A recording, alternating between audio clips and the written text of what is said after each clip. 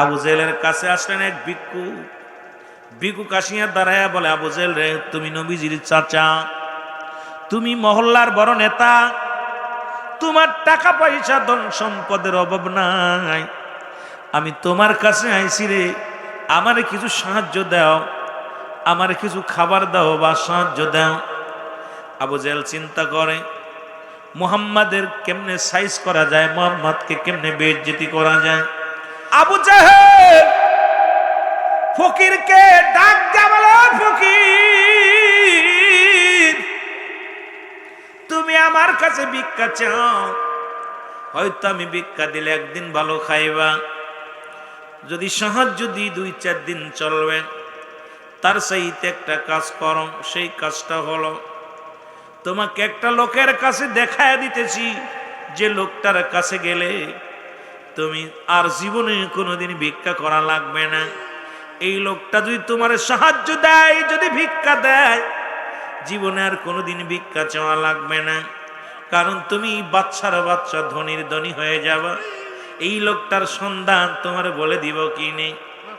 আবু জেহেল মিটমিট করে হাসে আর তাকায়া দেখে রে, ইসলামটাকে কেমনে শেষ করা যায়, ইসলামটাকে কেমনে কলুষিত করা যায়, মুহাম্মাদের পক্ষে যারা আছে তাদেরকে কেমনে নাকটা কাটা যায়। এই চিন্তা করিয়া দেখে রে, রসুলের চাচা বাতিজা হযরতে আলী রাদিয়াল্লাহু তাআলা, আলী রাদিয়াল্লাহু তাআলা আনহু কাবা শরীফের মধ্যে সিজদায় পড়ে কান্দে আর আল্লাহ ইয়া আল্লাহ আল্লাহ বলে কাঁদতেছিলেন কাবার মধ্যে যাইয়া। এই দৃশ্য আবু জেহেলের নজরে পড়লেন। আবু জেহেল ডাক দে কয়, ফকির রে, আমি যদি একদিন ভিক্ষা দিই, 1 মাস খাই বা 10 দিন খাই বা 1 দিন চলবে, এর চাইতে জীবন যাপনের জন্য, সারা জিন্দেগির জন্য তুমি যদি ধনী হতে চাও, তাহলে এমন একটা লোকের নাম বলবো, এই লোকটার কাছে গেলে তোমাকে প্রচুর পরিমাণ অর্থ দিবে, যা দ্বারা তোমার আর জীবনে কোনোদিন ভিক্ষা করা লাগবে না। জোরে জোরে চিল্লায় বল আল্লাহু আকবার। এ মুসলমান ফকির ডাক দে বলে, ভাই আবু জেহেল, এমন কোন ব্যক্তি আছে রে মক্কা মদিনায়, যে ব্যক্তি আমার লালে লাল করে দিবে, সম্পদের পাহাড় বানায়া দিবে। আবু জেহেল কয়, সেই লোকটা দেখো, ওই যে দেখো কাবার মধ্যে সিজদায় পড়ে আছে, ওনার নাম হলো হযরত আলী, উনি হলো আমার রসুলের, আমার চাচা বাতিজা, মুহাম্মাদের উনিও চাচা হয়, বাতিজা হয়। যাও ওনার কাছে যা চাইবা, দেখবা 2 মুঠ ভরে তোমার এত পরিমাণ ধন সম্পদ দিবে। ভিখারি যাইয়া রে, আবু জেহেলের কাছ থেকে ভিখারি যাইয়া হযরতে আলী রাদিয়াল্লাহু তাআলা আনহুর কাছে যা বলে, হে ভাই আলী, আপনি কি ইসলামের খলিফা? বলে হ্যাঁ। কই, আপনার কাছে আইছি, আমাকে কিছু দেন, আপনি দেন, আমারে কিছু দেন। আলী রাদিয়াল্লাহু তাআলা সিজদা থেকে মাথা উঠাইয়া তাকায়া দেখে রে, ফকির পাশে দাঁড়াইয়া বলে, আমাকে কিছু দেন। চিন্তা করে, আল্লাহ আমার কাছে ফকিরে চায়, আমার যদি আমার নবী খাওয়ায় তাহলে আমি খাই, আমার ঘর নাই, বাড়ি নাই, টাকা নাই, সম্পদ নাই, রসুল যদি খাইতে দেয় দয়া করে 2টা খাইতে পায়, নবী যেদিন খাইতে দেয় না সেদিন আমি অনাহারে থাকি, কারণ আমার দেওয়ার মতো কোনো সম্বল নাই। আমি কি দিব? ভিক্ষুর আমার কাছে আসলো, আবার আমার কাছে চাইলো, আল্লাহর হস্তে চাইলো, এখন আমি ভিক্ষুককে কেমনে ফেরাই? চারিদিকে তাকাইতে লাগলেন, তাকায় দেখে কাউকে দেখা যায় না।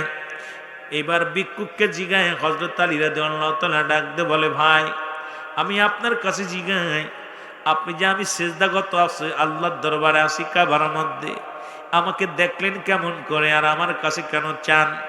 আপনার কাছে আমি চাই না, আপনার কাছে পাঠাইছে আমার আবু জেহেলে, আমি এসেছিলাম আবু জেহেলের কাছে সাহায্যের জন্য, কিন্তু আবু জেহেল আপনার দেখা দিছে রে, যে আপনার কাছে যদি চাই আপনি এত পরিমাণ আমারে দিবেন যা আমার আর জীবনে আর ভিক্ষা করা লাগবে না, জীবনে আর কোনোদিন চাওয়া লাগবে না। এই বড় মনের আশা নিয়ে আপনার কদমের মধ্যে আসি, আপনি দয়া করে মায়া করে আমারে যা দেবেন দেন। হযরত আলী চিন্তা করে, আল্লাহ আমার কাছে শুধু গায়ের কাপড়টা ছাড়া সম্বল তো কিছু নেই, পকেটের মধ্যে কোনো দিনার নাই। এ রব্বুল আলামিন, এখন যদি ফকিরকে খালি হাতে ফিরাইয়া দিই, আবু জেহেল আমার নবীরে গালি দিব, ইসলামটাকে গালি দিব। আর ইসলাম যদি গালি শোনে রে, আমি কিয়ামতের ময়দানে রব্বে কারীমের কাছে কি জবাব দিব? ডাকতে বলে, রব্বুল আলামিন,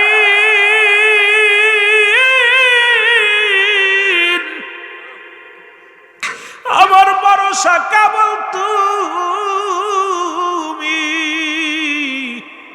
রব্বুল আলামিন। এখন আমার তো পেটে নিজের ক্ষুধার্ত অবস্থা আছি, আমি জামান নবী খাওয়াইলে খাই না, খাওয়াইলে না খেয়ে থাকি। এখন আমি মিসকিনরে কি করে বিদায় দিব? কাছে থেকে কিছু নাই, কি দিব, কি করব?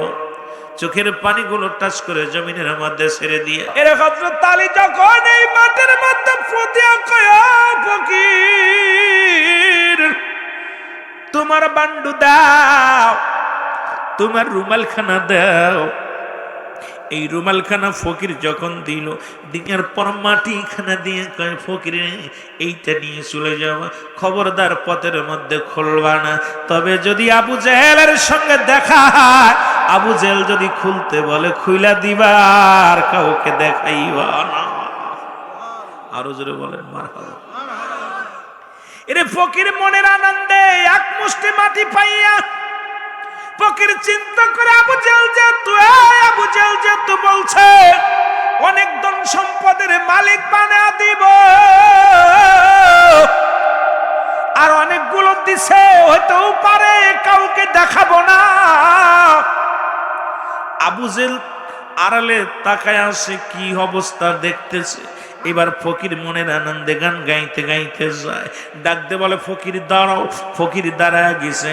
ফকির দাঁড়ানোর পর এবার আবু জেহেল ডাকতে কয়, ফকির ওরে ফকির শোনো, মুহাম্মাদের সাহাবী হযরত আলী কি দিছে একটু দেখাই বানানি। আবু জেহেল কয়, মুহাম্মাদের অনুসারী, আব্দুল্লাহর বেটা মুহাম্মাদের অনুসারী হলো হযরত আলী রাদিয়াল্লাহু তাআলা। উনি তোমাকে কি দিছে একটু দেখতে চায়। বলেন, আমি আপনাকে দেখাইব। যখন রুমালখানা যখন খুলে দিছে রে, দেখে হীরামণি মুক্তা সোনার উপর এই মসলের মধ্যে অনেকগুলো ভরপুর হয়ে আছে। রে আবু জেহেলের চোখ ছানা ভরা হয়ে গেছে। আবু জেহেল একবার তাকায় চিন্তা করে, কাম সারছে যে আবু মুসলমান চিন্তা করে, আরে আলী যে আলী, একক তো যদি মুহাম্মদ খাইতে দেয় খায়, না দিলে খায় না। এত গরিব মানুষ, যার একটা ভালো কাপড় নাই, যার পণ্যে ভালো একটা কাপড় নাই, ভালো খাবার নাই, এই বিচারে এত স্বর্ণ মুসলমান হীরামণি মুক্তা কোথায় পেল? এত দামি দামি সম্পদ কোথায় পেল রে? আবু জেহেল কয়, নিশ্চিত মুহাম্মাদের অনুসারী মুসলমান। শুনে নাও, আলী মনে হয় মক্কা মদিনায় ডাকাতি করেছে, ধনির বাড়িতে ডাকাতি করেছে, না হয় কারণ মাল হরণ করেছে। একজন ফকিরকে এত পরিমাণ মাল দিয়া দিছে, নিশ্চিত যায় মুহাম্মাদের কাছে বিচারটা জানায়া দি। জোরে জোরে চিল্লায় বলা যাবেন আল্লাহু আকবার। ডাকতে বলে, বাতিজা মুহাম্মদ শোনো, তোমাদের কঠিন বিচার হবে। তোমার অনুসারী, তোমার সাহাবী নিশ্চিত রাতের অন্ধকারে ডাকাতি করেছে, হয়তো বড় বাড়ি বসায় আছে। কারণ ভিক্ষুক এত পরিমাণ স্বর্ণ রূপা জহর মণিমুক্তা দিয়া দিছে, কত পরিমাণ লুট করেছে যে এত পরিমাণে একজন ভিক্ষুক করে দিছে। তাড়াতাড়ি ডাকো, বিচার হবে। আমার নবীজি তো ডাক দেয়, হযরত আলী রাদিয়াল্লাহু তাআলাকে ডাক দে, বলে, আলী। আলী সামনে এসে বলে, ইয়া রাসূলুল্লাহ, ইয়া হাবিবাল্লাহ, আপনার কদমে গোলাম হাজির হয়ে গেছে। আল্লাহর নবী ডাক দে বলে, আলী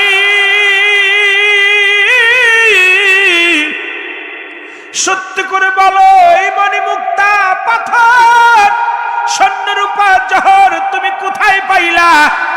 এগুলো কোথা থেকে তুমি সংগ্রহ করলা? হযরত আলী চোখের পানি ছেড়ে কান্দার বলে, ইয়া রাসূলুল্লাহ, আপনি কি বলেন? নবী গো, আমি এই মণিমুক্তা কই পাইলাম? হীরা মণিমুক্তা দামি সম্পদ কই পাইলাম, কেমনে বলবো? রসুল বলে, আলী রে, তুমি আমার কাছে বলো। বলে, ইয়া রাসূলুল্লাহ, ইয়া হাবিবাল্লাহ, তাহলে শোনেন। কারণ আমি কাবার মধ্যে সিজদায় পড়েছিলাম রব্বে কারিমের। আবু জেলের কাছেই ভিক্ষুক গেছিল ভিক্ষা চাইতে। ভিক্ষা না দিয়ে আবু জেল আমাকে দেখা দিছে। আর আমি যদি ভিক্ষা না দিই তাহলে আবু জেল আপনাকে নিয়ে উপহাস করবে, ইসলামটাকে উপহাস করবে। ইয়া রাসূলুল্লাহ, ইয়া হাবিবাল্লাহ, নবী গো, এই কারণে আমি তাকে খালি হাতে কেমনে ফেরাইব?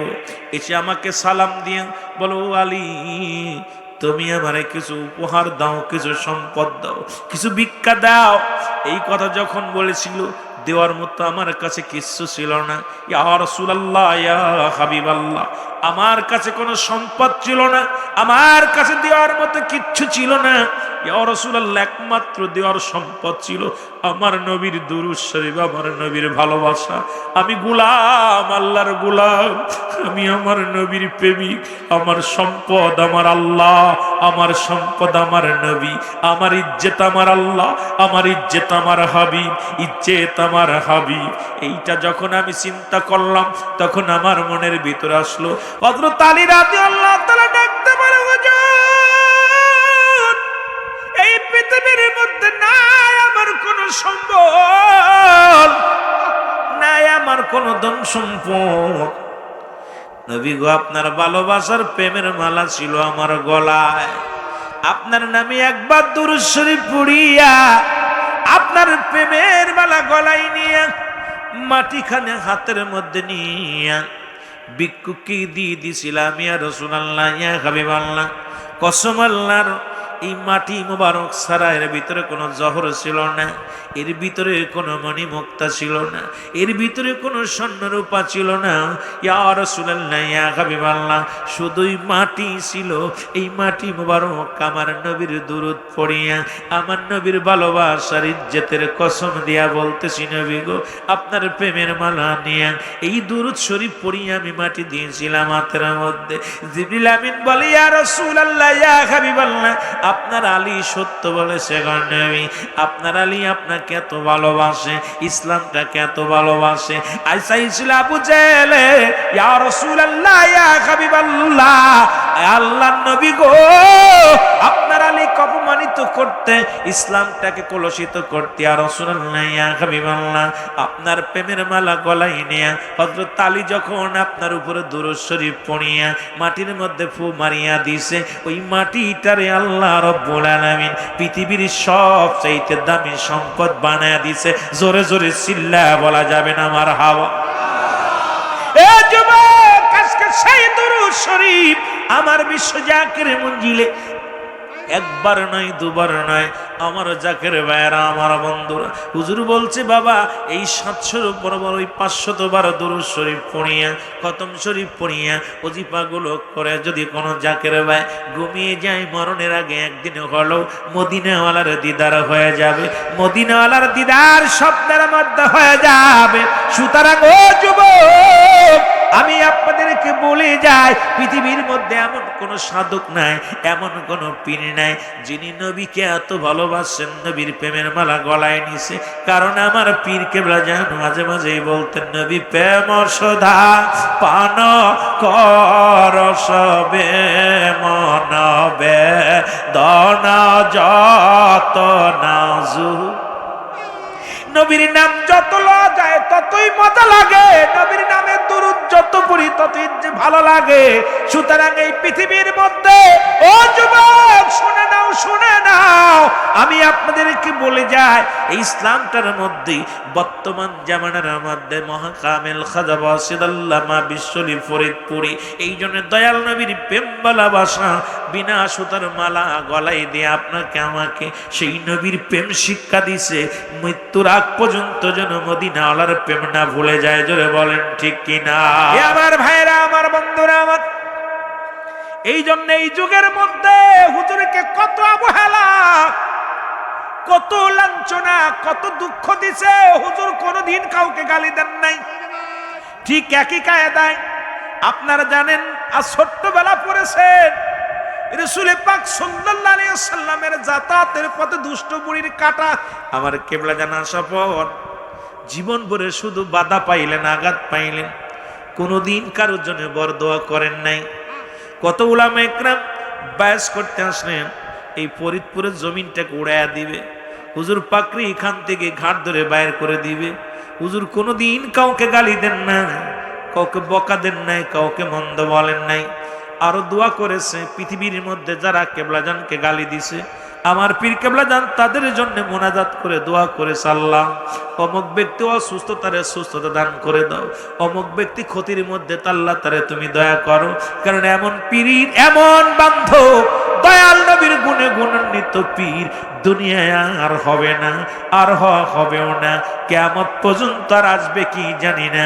তবে এমন দরদি বান্ধবের কদম মোবারক পায় না, আপনারা খুশি না বেজা। দুষ্ট বুড়ি প্রতিদিন কাটা দেয় রাসূল পাক সাল্লাল্লাহু আলাইহি সাল্লামের পথে, প্রতিনিয়ত কাটা দেয়। একদিন কাটাও নাই, বুড়িও নাই, রাসূল পথ দিয়ে যায়, কাটাও দেখতে পায় না। ওই কাটাগুলো রাসূলের পায়ে যখন হিঙ্গে যেত, রাসূলের গায়ে 70-এর উপরে কাটা ফুটেছে, ওই বুড়ির দেওয়া কাটা। এই কাটাগুলো যখন রাসূলুল্লাহর পায়ের মধ্যে লাগতো, বুড়ি খুব আনন্দ পাইত, খুব আনন্দে হাসত। রাসূল কষ্ট পাইত, করে শব্দ দিত, আর দুষ্ট বুড়ি খিলখিলায় হাসত। রাসূল বুড়ির মুখের দিকে তাকাইতো, আবার পথ দিয়ে চলতো, চলার গতি বন্ধ হয় নাই, গতি বন্ধ করেন নাই। আমার চলার গতি কেউ থামাইতে পারবে না। আমার দুইটা শক্তি, একটা হলো আমার আল্লাহ, দ্বিতীয় শক্তি আমার নবী মুহাম্মদুর রাসূলুল্লাহ।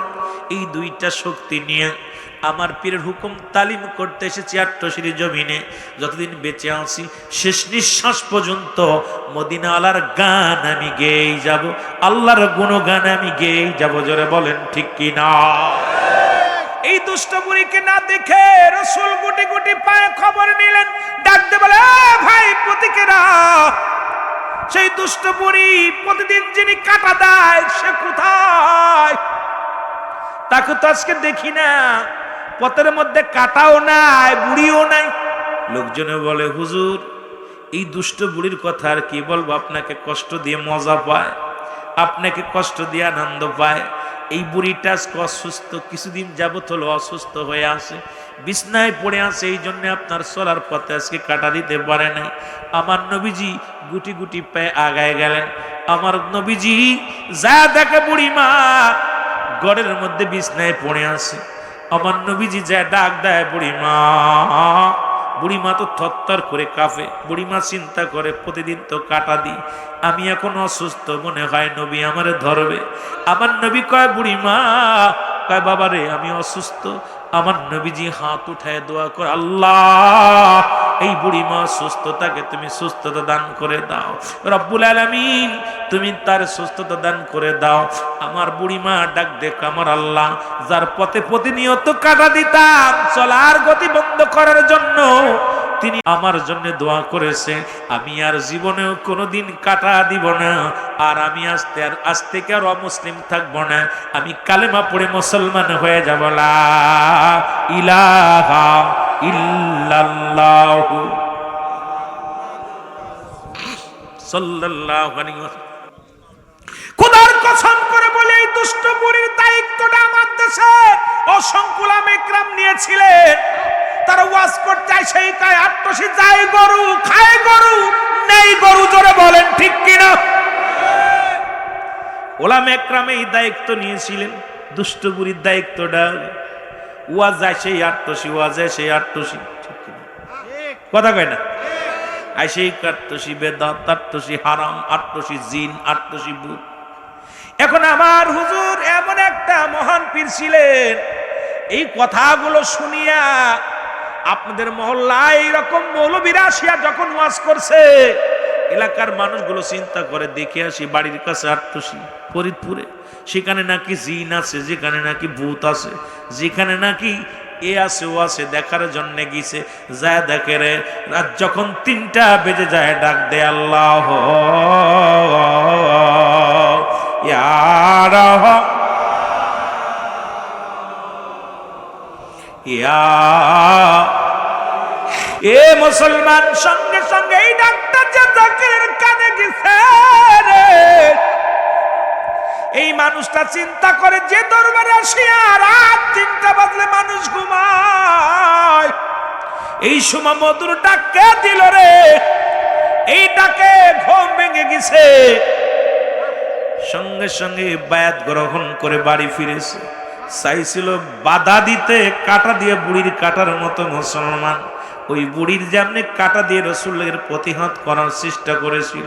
বাংলাদেশের অসংখ্য উলামা ইকরাম, বাংলাদেশে অসংখ্য আলেম ওলামা, বাংলাদেশে অসংখ্য পীর মাশায়েখ আট্টশির বিরোধিতা করা ছাড়া তাদের পথ ছিল না, কিন্তু প্রচার প্রসারী তেমন ভাবে বাড়ছে, তারা চাইছিল বন্ধ করতে। এখন বিশ্বের 3য় স্থান হয়েছে বিশ্ব জাকের মঞ্জিল। জোরে বলেন ঠিক কিনা? আর একটু জোরে জোরে চিল্লায় বলেন ঠিক কিনা? গেছে ক্ষতি করতে, হয়েছে দরবার শরীফের লাভ। একবার জাকের বেড়া নালিশ দিছে, হুজুর আমাদের মনে বড় কষ্ট। বলে বাবা কি হয়েছে? হুজুর বড় বড় বক্তারা আইয়া আমরা খালি আট্টশির বিরোধিতা করে, এমনকি আমাদের সাইদি সাহেব আল্লামা দেলোয়ার হোসেন সাইদি সাহেব ওনার বিরুদ্ধে কথা বললো। হুজুর উন্ডা আই খুদা আপনার ওয়াজ করে। হুজুর বলেন বাবা একটা কথা বলেন দি। কি বাবা, আপনাদের ওয়াজে কতগুলো আলেম ওলামা হয়, কত লোক হয়? হুজুর 400-500 লোক হয়। কত? আমাদের দরবার আলেমরা বলতেছে হুজুর 400-500 লোক হয়। তা বলছে বাবা ওই সমস্ত বক্তাদের মাহফিলে কত লোক হয়? হুজুর কয় হাজার হাজার। কয় বাবা হাজার হাজার, তাহলে তো বাবা আপনাদের সেই তো উরাই তো তরিকাতের দাওয়াত বেশি দিচ্ছে। সুবহানাল্লাহ বলেন। কিন্তু হুজুর বলতেছে বাবা আপনাদের সেইতে তো উরাই বেশি দাওয়াত দিচ্ছে। এখন তো আমরা তো বুঝিও নাই, আলেম ওলামা বোঝে নাই। কারণ জাকের মুখ একদম মৌলানাদের মুখটা বেজার হয়ে গেছে। বলছে বাবা আপনারা 400-500 মানুষের ভিতরে ওয়াজ করেন, আর ওই হাজার হাজার মানুষের ভিতরে দরবার শরীফ দুর্নাম করে। বাবা ওই সমস্ত মানুষ দেখতে আসে দরবারটা, দেখতে দেখে যা যা বলছে সব মিথ্যা। বাবা ওদের আর আমার তোমাদের চাইতে তরিকা প্রচার ওরা বেশি করতেছে। সুবহানাল্লাহ আরো জোরে বলেন না। পরে বিবেচনা করে হিসাব করে মিলাইলাম, কেমন হলি এমনি কি বিশ্বলি নাম হয়েছে? কথা বুঝেননি? আয় ধরেন আপনার বড় বক্তা আজকে আমার বাদে অন্য বক্তা আলী, এখানে লোক হইতে ফিরে 10,000, ঠিক কিনা? উন্ডায়া যে আট্টশি বিরোধিতা করতে, আমি তো ওয়াজ পক্ষে করতেছি, উন্ডা করতে বিপক্ষে করার পর চিন্তা, এলাকার মানুষ চিন্তা করতে আট্টশি একটু দেখি আসি জীবনে একবার, একটু ঘুরতে যায় দেখে বিকল্প। সঙ্গে সঙ্গে আমার বাবারা, আমি এত বেল কেঁদে যা লাভ না হলো, উনি দুর্নাম করে তার সাথে বেশি লাভ হচ্ছে। ওরা বলে ঠিক কিনা? রাসূল পাক সাল্লাল্লাহু আলাইহি সাল্লাম যখন কালেমার দাওয়াত দেওয়া শুরু করলো, আপনারা শুনলে খুশি হবেন, হুতবা সাইব আবু জেহেল আবু সুফিয়ান ওরা চিন্তা করলো মুহাম্মদকে দেখবো না, সব কালা চশমা পড়া শুরু করলো। কালা চশমা, মোহাম্মদকে যে দেখে সেই মুহাম্মদের কাছে কালেমা পড়ে। কানে যার কথা শুনে সে কালেমা পড়ে মুসলমান হয়ে যায়। কানের ভিতরে তুলা দিল, খুব খেয়াল করবেন, কানের ভিতরে তুলা দেয়, চোখি চশমা দিয়ে ঘোরে, যাতে নবীর সাথে দেখা হলে কালেমা পড়া না লাগে, আর নবী যা বলে কিছু শুনবে না, সব কানে বন্ধ, এইবার বন্ধ করে রাখলো। রাসূল সাল্লাল্লাহু আলাইহি সাল্লামের যাতে হুতবা সাইব আবু জেহেল আবু সুফিয়ান চিন্তা করলো যে এইভাবে মুহাম্মদ যেভাবে কালেমা প্রচার করা শুরু করছে, ইসলাম ধর্ম কবুল করানো শুরু করছে, এ দ্বারা আমাদের সব বাপদাদার ধর্ম সব শেষ। এখন মুহাম্মদকে দেখলেই চেহারা দেখে পাগল হয়ে যায়, কারণ নবীর নূরের যে নূরে ঝলমল করে, এমন নূর ছিল যে আকাশের তারকা রাজি ফেল করতো, পৃথিবীর নক্ষত্র সব ফেল রাসূলের চেহারার কাছে। সুবহানাল্লাহ বলেন না? আমার ভাইয়েরা, এখন এই নবীজির কেমনে সরানো যায়? রসুল যখন কালা চশমা যে পড়ে পড়ে বেড়ায় যাতে রসুলকে না দেখে, তখন রসুল যখন সামনে আসতো ওই কালা চশমার মধ্যে নূরে ঝলক মারতো। সুবহানাল্লাহ বলেন না? চিন্তা করে, আরে এত সুন্দর মানুষটা এ কি বদমাইশ হতে পারে? এই মানুষটা মনে হয় বালা। সঙ্গে সঙ্গে চোখের চশমা খুলে চিন্তা, কানের তুলাও খুলে ফেলতো, দেখি কি কয়। রসুল যখন কালেমার দাওয়াত দিয়ে সঙ্গে সঙ্গে দেবদেবীর পূজা ছেড়ে দিয়ে কালেমা পড়ে মুসলমান। সুবহানাল্লাহ বলেন না? তা আমার দেশের অসংখ্য মৌলবীরা এইরকম কালা চশমা নিজেরা পড়েছে, শ্রোতাদেরও পড়াইছে। এরপরে কানে তাদের এমন কথা বলছে যে আমার দরবারের জন্য কেউ না যায়। ওরা চাচ্ছিল যে আট্টশি দরবারটা চিরতরে বন্ধ করে দিবে, বিশ্ব জাকের মঞ্জিল যেন নাম না প্রচার না হয়। আজকে বাংলাদেশের মধ্যে নয়, এই পল পৃথিবীর মধ্যে বৃহত্তম মক্কা মদিনার পরে বিশ্ব জাকের মঞ্জিল যারা বলেন ঠিক কিনা? সুতরাং আমাদের দেশে তথাকথিত এক পীর সাহেব বলছিল, আমি নাম বলবো না, আপনারা জানেন, যে আট্টশির হুজুর যদি ঘর থেকে বাইর হতে পারে, আমি আমার দলবল নিয়ে মুড়ি দেব। খোদার কসম, উনি মারা গেছেন, উনি যদি তওবা না করে মারা যান কি অবস্থা আছে উনি ভালো জানে। আমি তার বিরোধিতা করতে চাই না, তবে একটা কথা বলতে চাই, আমার পীর কেবলা জান প্রমাণ করে দিয়েছেন, যে পৃথিবী বাংলাদেশের রাজধানী ঢাকা সর্বশেষ নিঃশ্বাস ত্যাগ করছে ঢাকা বনানীতে, জোরে বলেন ঠিক কিনা? উনি কি তওবা করে মরছে কি মরে নাই ভালো জানে, তবে উনি এই যে কথাগুলো বলছে অসংখ্য, এরপরে আট্টসি দরবার নিয়ে কত উল্টাপাল্টা কত কথা শুনলাম, কতজন কত কথা বলল। আমার ভাইয়েরা, আমরা তো নাই পক্ষে আছি বলে পক্ষে কথা বললাম, যারা বিপক্ষে আছে তাদের জিগাবেন, তাদেরকে জিগাইবেন। কিন্তু অবস্থা হলো সৎ ভাই, সৎ মা, সৎ সন্তান যেমন মার কাছে যেমন সৎ ছেলে আপন ছেলে হতে পারে না, তা আমাদের দশা ওদের নজর হলো ওই যে আট্টসি, ও যে আট্টসি। সুতরাং আমরা যে যা বলে বলুক কিচ্ছু যায় আসে না। পীর কেবলা জান এমন মহান নিয়ামত নিয়ে আসছেন আট্টসির দরবারে। হুজুর বলছে, বাবা আমি পৃথিবীর কোনো মুখাপেক্ষী না, আমি আল্লাহর মুখাপেক্ষী, কারণ রব্বুল আলামিন আমাকে পাঠিয়েছে দারওয়ান হিসেবে। আমার দায়িত্ব হলো আল্লাহ আল্লাহ রাসূলের পথ চিনানো, খোদা প্রাপ্ত পথ চিনানো, হেদায়েতের মালিক। আরো জোরে বলেন। দয়াল নবী রাসূল পাক সাল্লাল্লাহু আলাইহি ইন্তেকালের পরে উমরে ফারুক রাদিয়াল্লাহু তাআলা খোলা তরবারি হাতের মধ্যে নিয়ে চলছিল, যদি কোনো ব্যক্তি বলে নবী মরে গেছে তাকে হত্যা করব। কোন ব্যক্তি যদি বলে নবী নাই, আমি উমর মানতে পারি না, আমি উমরের খোলা তরবারির নিচে থেকে কেউ বাঁচতে পারবে না। রাসূল ইন্তেকাল করছে, সবাই মানছে, কিন্তু উমর মানতে পারতেছে না যে আমার নবী ইন্তেকাল করছে, আমি মানতে পারি না, কারণ আমার নবীকে আমি ছাড়া বাঁচবো না। সুতরাং এমনও জাকের ছিল, যাকের সামনে যেই বলছি কেবলা জান নাই, সে নিজেকে ধৈর্য ধরতে পারে না, নিজেকে শেষ করে দেওয়ার জন্য। এই জন্য আমি একটা গজল গাইতাম, এত আলো কোথায় ছিল তুমি আসার আগে, আগে বলো এত আলো, যেদিন তোমার রশিতে কেউ না খুঁজে পাবে, রশির ওই মাটি সেদিন সুগে ফেটে যাবে, যেদিন তোমায় রশিতে কেউ না খুঁজে, রশির ওই মাটি সেদিন সুগে তোমার ঠাই, দয়াল আমি জন যাই, তাই বলছি তোমার ঠাই ওগো আমি জন যাই, ওগো তোমার যাওয়ার আগে, আগে এত আলো কোথায় ছিল, একটু জোরে জোরে বলেন এত আলো। দূরদেশে কেউ যদি পড়ে পড়ে ঘূর্ণি পাকে, হাক ছাড়িয়া যদি ডাকে বাবা বাবা বলে, তোমার কুদরতি হাতে যাই গো ছুটে, বাজার কুদরতি হাতে যাই গো ছুটে, হাক মারিবার আগে, আগে এত আলো কোথায় ছিল, আরো জোরে বলেন এত আলো কোথায় ছিল, ইয়াগে এত আলো কোথায় ছিল। নবীর উপরে ভালোবাসি একবার দুরূদ পড়লেন, ও জাকের ভাইরা কেন খাজা বাবার নান্ডানি, কেন দয়াল পীরের ভালোবাসি? আমার পীর শিক্ষা দিছে 722 বার দুরূদ শরীফ পড়ার জন্য। ওরে হযরত আলী একবার দুরূদ শরীফ পড়িয়া মাটির মধ্যে ফু মারিয়া দিছে। খাজা ফরিদপুরি কয় আমার মুরিদান শুনে নাও, ওই সকালবেলা যখন ঘুম থেকে উঠবা, বাবা তোমরা কি করবা? খতম শরীফ পড়বা, 100 বার পড়বা আল্লাহুম্মা সাল্লি আলা সাইয়্যিদিনা মুহাম্মাদিন ওয়াসিলাতি ইলাইকা আলাইহি ওয়াসাল্লাম। এবার 500 বার পড়বা লা হাওলা লা কুওয়াতা ইল্লা বিল্লাহ। আবার 100 বার পড়বা আল্লাহুম্মা সাল্লি আলা সাইয়্যিদিনা মুহাম্মাদিন ওয়াসিলাতি ইলাইকা আলাইহি ওয়াসাল্লাম। বাবা এই তো গেল 200 বার। এবার রাত্রে যখন মুসলমান শুনে না ঘুমাইতে যাইবা, এইবার ঘুমাইতে যাওয়ার আগে একবার নয় দুইবার নয় 500 বার দুরূদ শরীফ পড়বা।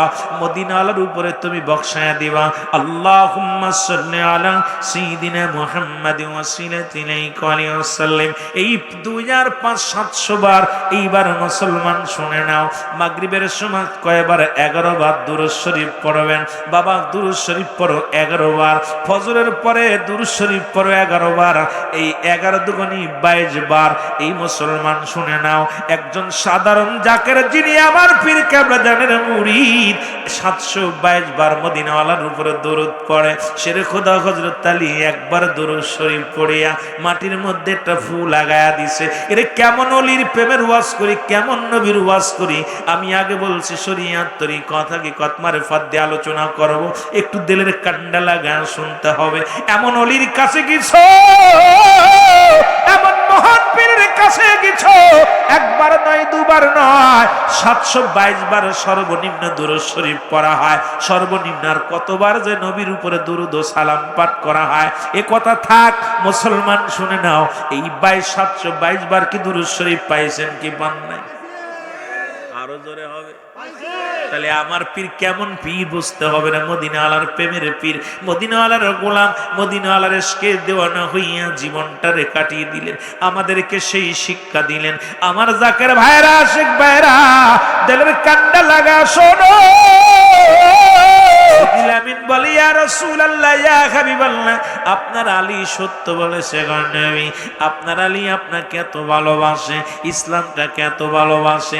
আইসাইছিল আবু জেহেল, ইয়া রাসূলুল্লাহ, ইয়া হাবিবাল্লাহ, আল্লাহর নবী গো, আপনার আলীকে অপমানিত করতে, ইসলামটাকে কলুষিত করতে, ইয়া রাসূলুল্লাহ, ইয়া হাবিবাল্লাহ, আপনার প্রেমের মালা গলায় নিয়ে হযরত আলী যখন আপনার উপরে দুরূদ শরীফ পড়িয়া মাটির মধ্যে ফু মারিয়া দিছে, ওই মাটিটারে আল্লাহ রাব্বুল আলামিন পৃথিবীর সবচাইতে দামি সম্পদ বানায়া দিছে। জোরে জোরে চিল্লা বলা যাবে না মারহাবা। এ যুবক, আজকে সেই দুরূদ শরীফ আমার বিশ্ব জাকির মঞ্জিলে একবার নয় দুবার নয়, আমার জাকের ভাইরা, আমার বন্ধুরা, হুজুর বলছে বাবা এই 700 উপর ওই 500 বার দুরূদ শরীফ পড়িয়া, খতম শরীফ পড়িয়া ওজিফাগুলো করে যদি কোনো জাকের ভাই ঘুমিয়ে যায়, মরণের আগে একদিন হলেও মদিনাওয়ালার দিদার হয়ে যাবে, মদিনাওয়ালার দিদার স্বপ্নের মধ্যে হয়ে যাবে। সুতরাং ও যুবক, আমি আপনাদেরকে বলে যাই, পৃথিবীর মধ্যে এমন কোন সাধক নাই, এমন কোন পীর নাই যিনি নবীকে এত ভালোবাসেন, নবীর প্রেমের মালা গলায় নিছে। কারণ আমার পীর কেবলা জান মাঝে মাঝেই বলতেন, নবী প্রেম সদা পান কর সবে মনবে দনা যত নাজু। নবীর নাম যত লওয়া যায় ততই মজা লাগে, নবীর নামে দুরূদ যত পড়ি ততই যে ভালো লাগে। সুতরাং এই পৃথিবীর মধ্যে, ও যুবক শুনে নাও, শুনে নাও, আমি আপনাদেরকে বলে যাই, এই ইসলামটার মধ্যে বর্তমান জামানার মধ্যে মহাকামেল খাজা ওয়াসিদ আল্লামা বিশ্বলি ফরিদপুরি এই জন্য দয়াল নবীর প্রেম ভালোবাসা বিনা সুতার মালা গলায় দিয়ে আপনাকে আমাকে সেই নবীর প্রেম শিক্ষা দিছে। মৃত্যুর আগ পর্যন্ত যেন মদিনাওয়ালার প্রেম না ভুলে যায়। জোরে বলেন ঠিক কিনা? ওরে তোমরা প্রেম করিয়া ভুইল না জীবনে, রাইখো মনে, আরে প্রেম করিয়া, আরো জোরে বলেন, প্রেম করিয়া ভুইল না জীবনে, তোমরা প্রেম করিয়া রাইখো মনে, আর প্রেম করিয়া ওয়াসকুরনি পাগল ছিল,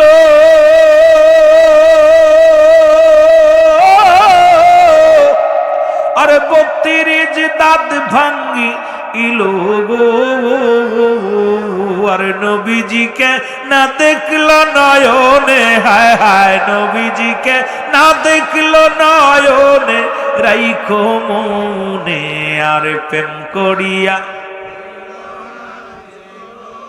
আরো জোরে বলেন, প্রেম করিয়া ভুইল না জীবনে, বলো প্রেম করিয়া রাইখো মনে, আর প্রেম করিয়া। বিল্লাল ছিল নবীর ভক্ত, ওরে 5 ওয়াক্ত আযান দিত, ওরে আযানেতে মিলত নবীর সনে, হায় হায়, আযানেতে রাইখো মনে, আর প্রেম করিয়া। আরো জোরে বলেন প্রেম করিয়া বুইলা না জীবনে রাইখো মনে, আর প্রেম করিয়া। সুতরাং আমার পীর কেবলা দান প্রেমই শিক্ষা দিছে মদিনাওয়ালার সঙ্গে। মদিনাওয়ালার সঙ্গে যদি কেউ ভুলে যায়, মদিনাওয়ালার প্রেম ভুলা যায়, হোকাল পরকাল সবার আইবে। জোরে বলেন ঠিক কিনা? আমি বারবার এই জন্য প্রথমে বললাম, খাজা বাবা বলতেন, বাবা দয়াল নবীর প্রেম ভালোবাসা যার অন্তরে যতটুক, তার ঈমান বলতে ততটুক। নবীর প্রেম ভালোবাসা যার অন্তরে নাই, তার ঈমান বলতে কিছু নাই, সরাসর বেঈমান। জোরে বলেন ঠিক কিনা? এ আমার ভাইরা, আমার বন্ধুরা, আমার এই জন্য এই যুগের মধ্যে হুজুরকে কত অবহেলা, কত লাঞ্ছনা, কত দুঃখ দিছে। হুজুর কোনদিন কাউকে গালি দেন নাই। যারা বসে আছেন এখান থেকে কিছু নেওয়ার চেষ্টা করবেন, এখান থেকে যেন আমরা কিছুটা নিয়ে যেতে পারি, এখান থেকে যেন সর্বোপরি গুনাহগুলো মাফ করায়া যেতে পারি। জোরে বলেন ঠিক কিনা? কারণ বান্দা যখন জান্নাতের বাগানে রওনা হয়ে যায়, প্রতিটা কদমে কদমে আমার আল্লাহ সগীরা গুনাহ মাফ করে দেয়। সুবহানাল্লাহ। কি গুনাহ? যারা দূর থেকে আসছেন, যারা মহল্লা থেকে আসছেন, যারা গ্রাম থেকে আসছেন, প্রতিটা কদমে কদমে আপনার জীবনের ছোট্ট গুনাহ, সগীরা গুনাহগুলো মাফ করে দিচ্ছেন কে? আরো জোরে বলেন কে? ছোট গুনাহগুলো মাফ হয়ে গেছে। এখন বড় গুনাহগুলো মাফের একটা জায়গা হলো রিয়াজুল জান্নাহ, বেহেশতের বাগান। আল্লামা মুফতি মুসলমান শুনে নাও, কুতুবী রাহমাতুল্লাহ বয়ান করে, দুনিয়ার মানুষ শুনে নাও, মানুষ শুধু সগীরা গুনাহ করে নাই, ছোট ছোট গুনাহগুলো করে নাই, বড় বড় গুনাহ করেছে। যেমন বড় গুনার মধ্যে এক নাম্বার হলো নামাজ ছেড়ে দেয়া, কবিরা গুনাহ। এক নাম্বারই হলো নামাজ ছেড়ে দেয়া, কবিরা গুনাহ। আপনি যত বড় জাকের হন না কেন, নামাজের সাথে আপনার সম্পর্ক নাই, আপনি জাকের হতে পারেন নাই। কারণ কাফের এবং মুসলমানদের মধ্যে পার্থক্য হলো নামাজ। এক ওয়াক্ত নামাজ যদি ছুটে যায়, মুসলমান ৮০ খুতবা পরিমাণ জাহান্নাম, যার এক খুতবা পরিমাণ হলো ২,৮৮,০০,০০০ বছর। আপনি জাকের পরিচয় দেন, অথচ ফজরের নামাজ কাজা গেছে, জোহরের নামাজ কাজা গেছে, ঈশার নামাজ পড়েন নাই, ফজরে ওঠেন নাই। আপনি বলেন আমি ২০ বছরের জাকের, ৪০ বছরের জাকের। খোদার কসম করে বলি, আমার পীর কেবলা জানু বলছে, বাবা যারা বেনামাজি তারা আমার জাকের না। জোরে বলেন ঠিক কিনা? সুতরাং দয়াল নবীজির ভাষণ, আমার খাজা বাবার কথা, আল্লাহ রাব্বুল আলামিনের বিধান, যেটা এটা আমাদের মানতে হবে কি হবে না? আরো জোরে বলেন হবে কি হবে না? আজকে যত বড়ই বুজুর্গ পারা দেখান, আপনার ভিতরে শরীয়ত নাই, শরীয়ত ছেড়ে দিয়েছেন, সঙ্গে সঙ্গে কাফের হয়ে যাবেন। এই জন্য বললাম, শরীয়ত ছেড়ে দেওয়ার সঙ্গে সঙ্গে আপনি কাফের হয়ে যাবেন। এই শরীয়তের বিধানগুলো আমার কেবলাজান কোনোদিন ছাড়েন নাই। কেবলাজান হুজুর শরীয়তের বিধান মাপ কাটি মেপে আমল করতেন। পৃথিবীর মধ্যে শরীয়ত তরিকত, এই পৃথিবীর মধ্যে হাকিকত মারেফাত, সমস্ত প্ল্যাটফর্মের মহারাজা ছিলেন, মহাসাধক ছিলেন আমার দয়াল বাবা সৈয়দ আল্লামা বিশ্বলি ফরিদপুরি। জোরে বলেন ঠিক কিনা? কামেল মোকাম্মেল অলি আমার বাবা মৌলানা, বলো কামেল মোকাম্মেল আমার বাবা মৌলানা, দুনয়নে দেখলে তারে দূর হইত যন্ত্রণা। বলো দুনয়নে দেখলে তারে দূর হইত। বাবা তোমার আশেকের দলে ওগো তোমার প্রেমে দিওয়ানা, দেও দেখা দাও দয়াল মুর্শিদ, নিরাশ আমায় কইরো না। বলো